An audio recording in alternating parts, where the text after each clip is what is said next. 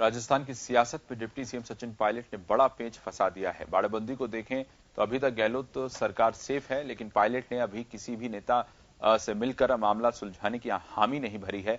ऐसे में लगता है कि सियासत का संकट अभी टला नहीं है, पिक्चर अभी बाकी है। पूरे देश में मोदी लहर के बीच अति महत्वाकांक्षी वसुंधरा सरकार को राजस्थान विधानसभा में घुटने टिकाने के लिए एक युवा चेहरे को कांग्रेस आलाकमान ने प्रदेशाध्यक्ष बनाया। वो युवा कोई और नहीं बल्कि डिप्टी सीएम सचिन पायलट है। राष्ट्रवादी लहर के बीच मुद्दों की राजनीति पर विश्वास मजबूत कराने में पायलट कामयाब रहे, लोगों को जोड़ा भी और हौसला भी बढ़ाया। इसी बीच चुनाव आए और कांग्रेस के सियासी जादूगर गहलोत ने दिल्ली की सियासत से फिर राजस्थान की ओर रुख मोड़ लिया। 2013 विधानसभा में कांग्रेस की ओर से सीएम का कोई चेहरा प्रोजेक्ट नहीं किया गया।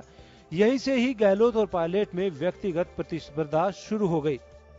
हालांकि चुनाव में दोनों नेताओं ने दमखम दिखाया। प्रदेश में जहां की राजनीति लगातार क्षत्रियों, जाटों और ब्राह्मणों के प्रभाव से हो रही हो, वहां जाति से, माली और खानदानी पेशे से जादूगर के बेटे ने अपने आप को कांग्रेस के सबसे बड़े नेता के रूप में स्थापित कर दिया और कांग्रेस बहुमत में आ गई। लेकिन अब बारी थी सीएम बनने की।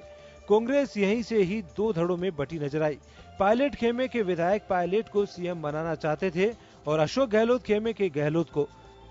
आखिरकार हफ्ते भर चली रस्साकसी के बीच जीत गहलोत की हुई। गहलोत सीएम बने और पायलट को डिप्टी सीएम पद पर संतोष करना पड़ा। लेकिन गहलोत और पायलट के बीच व्यक्तिगत प्रतिस्पर्धा को लेकर कोल्ड वार शुरू हो गया। मुख्यमंत्री अशोक गहलोत और उप मुख्यमंत्री सचिन पायलट की कई मुद्दों पर एक राय नहीं रही। इशारों में दोनों नेता मीडिया के सामने एक दूसरे पर प्रहार करते रहे। इस दौरान दोनों नेता अलग अलग टाइम में कई बार आलाकमान से मिलने दिल्ली भी जाते रहे। इस तरह 18 महीने की गहलोत सरकार में कई बार मंत्रिमंडल विस्तार तो कई बार राजनीतिक नियुक्तियां अटक गई।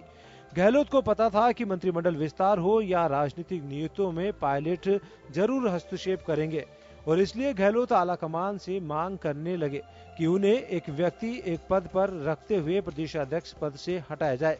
इसी के बाद यह 3 दिन में यह पूरा कोल्ड वार सामने आ गया और पायलट अब बहुमत सिद्ध करने की बात पर गहलोत को चुनौती देने नजर आ रहे हैं। खैर, राजस्थान में गत 3 दिनों से चले सियासी घटनाक्रम के बीच गहलोत सरकार फिलहाल सेफ नजर आ रही है।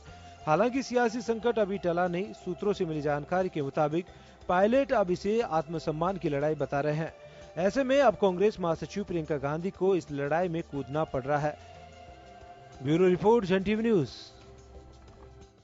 जन टीवी की लेटेस्ट अपडेट पाने के लिए हमारे चैनल को जरूर सब्सक्राइब करें और नोटिफिकेशन पाने के लिए बेल आइकॉन दबाएं।